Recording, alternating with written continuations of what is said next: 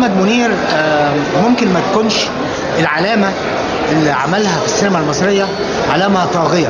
مؤكد انه موهبة منير المطرب اكبر بكتير، لكن القيمة ايه؟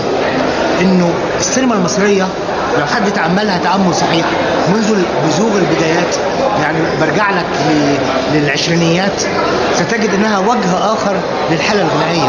عشان كده كل الافلامنا وبالذات في الزمن القديم في دايما الغنوة حاضرة، بل ان الشريط السينمائي نفسه وجه اخر للغنوة. فتكريم منير انا بعتبره تكريم صائب وصحيح بهذه الزاوية، ولانه كمان التقى مع العمالقة.